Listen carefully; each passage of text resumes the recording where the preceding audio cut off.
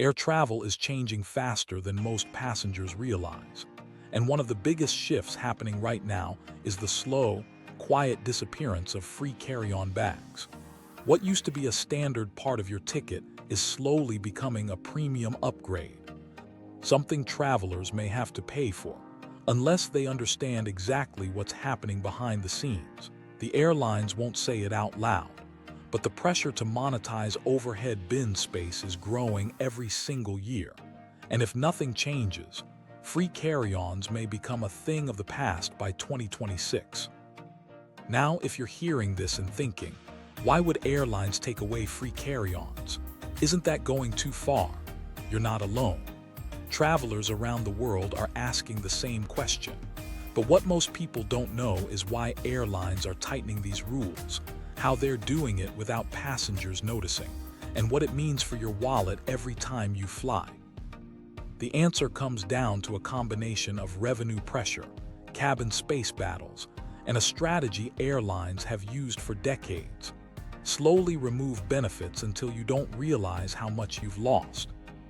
Think about how flying used to be 20 years ago.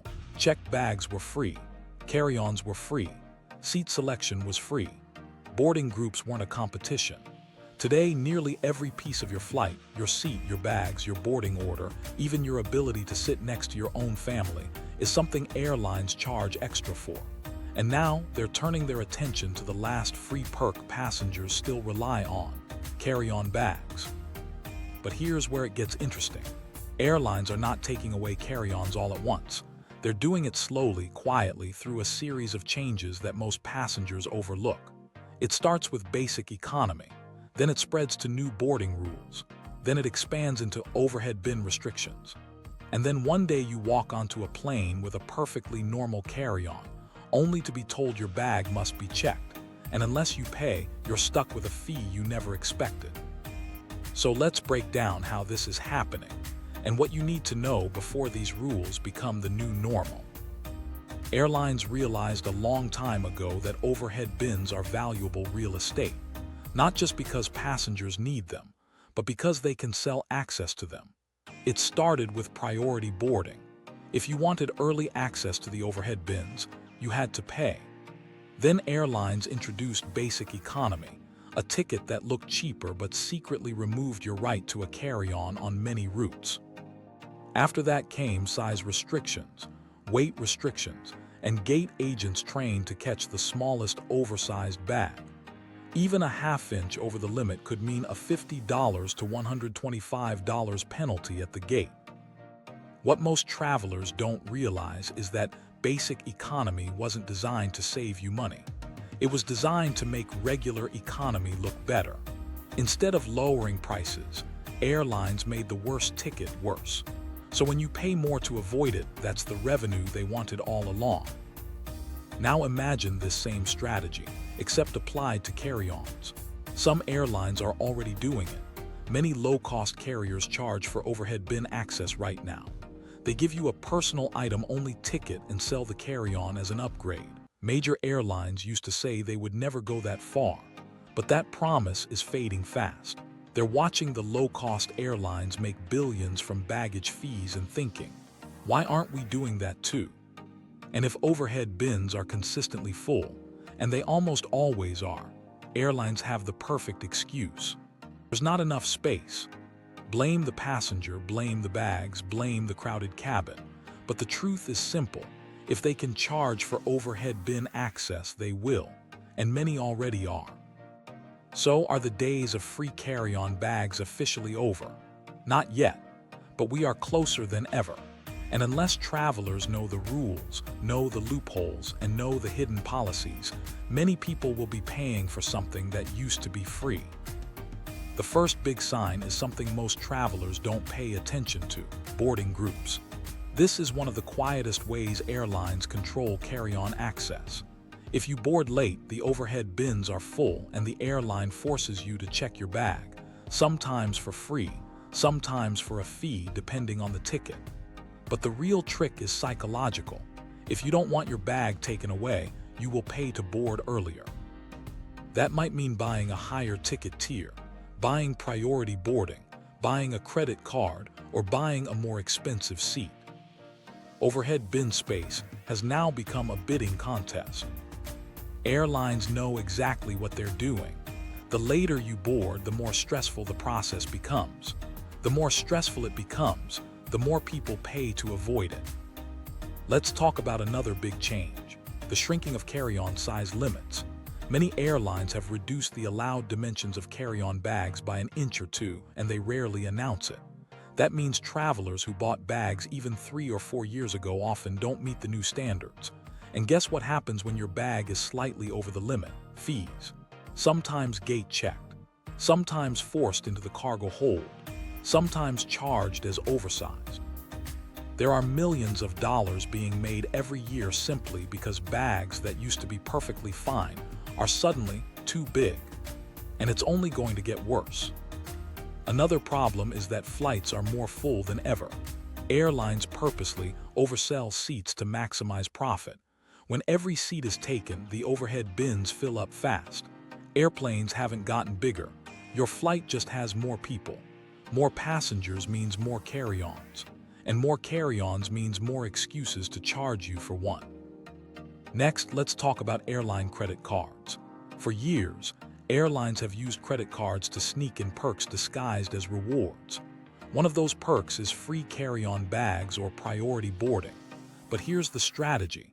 If airlines take away free carry-ons from regular economy passengers, the credit card suddenly becomes more valuable, even though you're technically paying an annual fee for something that used to cost nothing.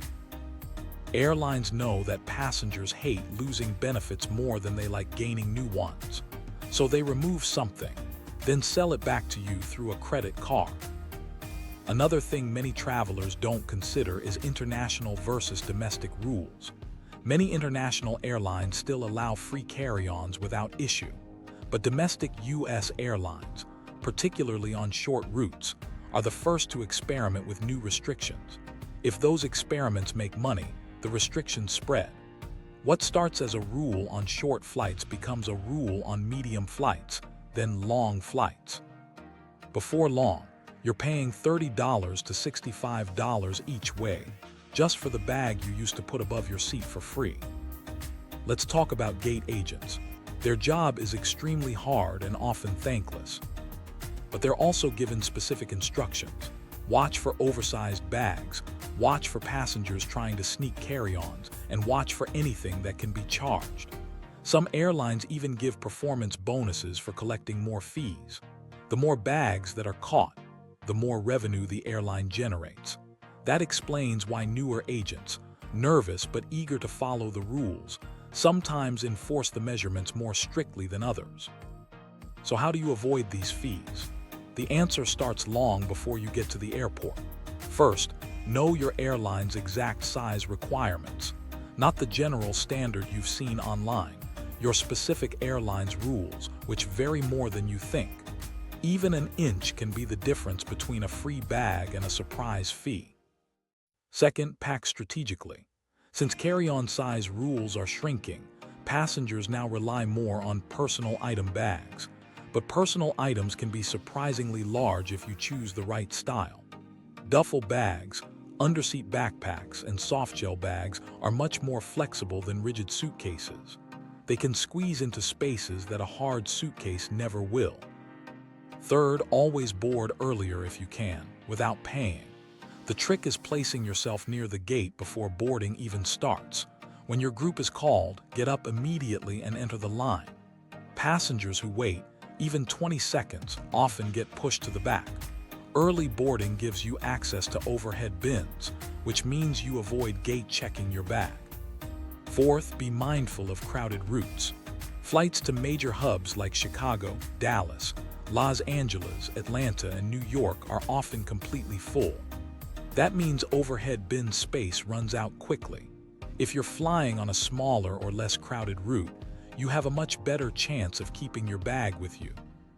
Fifth, avoid basic economy whenever possible. It may sound cheaper, but when you add the cost of bags, seat selection, and boarding, it often becomes the most expensive option. Basic economy looks like a bargain until you realize how much it takes away. Now let's talk about the deeper reasons airlines are doing this. Most passengers don't realize how much baggage fees contribute to airline revenue. In the US alone, airlines generate billions of dollars every year from baggage fees. In fact, some low-cost airlines make more money from fees than they do from selling tickets. This model is spreading. The more money airlines make from fees, the more they want to expand them. Another reason is aircraft design. Airlines are installing larger overhead bins, but not to give passengers more space. Instead, they do it so they can board faster. The faster a plane boards, the faster it can take off, land, and prepare for the next flight. But even with larger bins, the demand still exceeds the supply. More passengers plus more carry-ons equals less available space, and that gives airlines another chance to monetize. Airlines also know that passengers fear losing their bags. When people worry that their carry-on might be taken away, they are more likely to pay for early boarding or higher ticket tiers. That fear is a marketing strategy. The more uncertain the process becomes, the more people spend. Another factor is staffing. Many airlines are understaffed, especially at check-in counters and baggage handling. Encouraging more passengers to check bags, especially for a fee, helps airlines manage overhead bin chaos, but it also turns your inconvenience into their revenue stream. So what does the future look like? Based on current trends, airlines will continue tightening the rules slowly, not all at once, not in a way that causes outrage. Instead, it will happen in steps. By 2025, stricter personal item enforcement. By early 2026, more routes where carry-ons are treated as premium add-ons. And after that, if passengers accept it, the complete removal of free carry-on bags on certain ticket types. But here's the good news. Informed travelers always win. The people who understand the rules, know the loopholes, and pack smart avoid 90% of the fees others get trapped by. They don't panic at the gate. They don't fight over overhead bin space. They don't get caught with surprise charges. And you can be one of them. The best thing you can do right now is stay ahead of the industry. Pay attention to policy updates. Watch for shrinking size limits. Learn which airlines enforce the rules strictly and which ones are more relaxed. Know boarding group strategies. And always pack as if you might be challenged at the gate. If airlines are going to play the long game, then travelers need to play it too. Flying doesn't have to be a stress trap.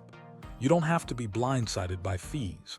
You don't have to get stuck paying for overhead bin space you used to get for free. With the right information, you can travel smarter, save money, and stay one step ahead of the changes airlines don't want you to notice. And the more these policies shift, the more important it becomes to stay informed. Whether you fly once a year or once a week, luggage rules affect everyone. So don't let the airline surprise you. Understand the game, learn the system, and keep your money where it belongs, in your pocket, not theirs.